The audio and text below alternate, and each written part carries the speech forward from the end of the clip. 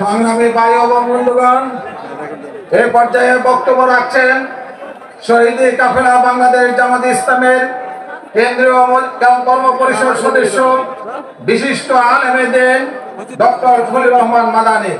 বক্তব্য রাখছেন বিশিষ্ট আলেমে দ্বীন ডক্টর খলিল রহমান মাদানী।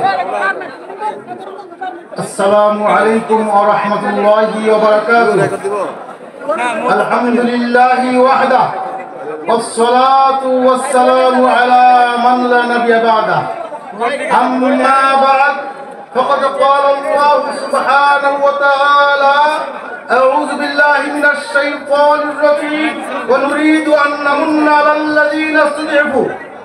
শহীদি কাফেলা বাংলাদেশ জামাত ইসলামী গাজীপুর মহানগরীর আজকের গুরুত্বপূর্ণ প্রোগ্রামের সংগ্রামী আমির, সংগ্রামী প্রধান অতিথি শহীদি কাফেলার মুহতারাম আমিরে জামাত, বিশ্ব ইসলামী আন্দোলনের অন্যতম সিপাহসালার ডক্টর শফিকুর রহমান সহ কেন্দ্রীয় স্থানীয় নেতৃবৃন্দ, সংগ্রামী গাজীপুরবাসী, আমরা সকলেই জানি গত 5 আগস্ট সকাল 11টা পর্যন্ত শহীদি কাফেলা বাংলাদেশ জামাত ইসলামী এ দেশের মধ্যে সবচেয়ে বেশি নির্যাতিত নিষ্পেষিত এই দলের নেতা কর্মীরা এদেশে থার্ড ক্লাস নাগরিক ছিলেন সকাল 11টা পর্যন্ত।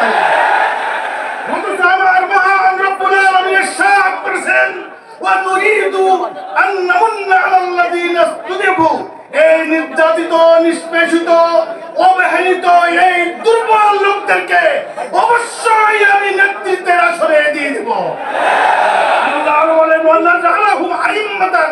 এই সমস্ত দুর্বল নেতৃবৃন্দকে, দুর্বল জনশক্তিকে, দুর্বল মানুষকে দেশ জাতি উম্মার গঠনে নেতা বানিয়ে দেব আমি।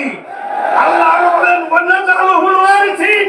এই দুর্বলদেরকে আমি দেশ শাসন, দেশ গঠন, দেশ থেকে সন্ত্রাস মুক্ত, দুর্নীতি মুক্ত আধুনিক সমাজ গঠনের জন্য তাদের হাতে আমি দায়িত্ব দিয়ে দেব।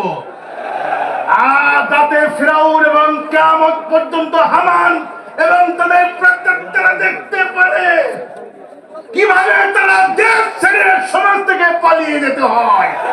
অতএব আল্লাহ তাআলা দেখিয়ে দিয়েছেন, আসুন সন্ত্রাস মুক্ত, দুর্নীতি মুক্ত, মাদক মুক্ত আদর্শ ইসলামী সমাজ গঠনের লক্ষ্যে মহান রব্বুল আলামিনের সাহায্য নিয়ে মুহতারাম আমির জামাতের নেতৃত্বে দেশ গঠনে আমরা সার্বিক ভূমিকা পালন করব।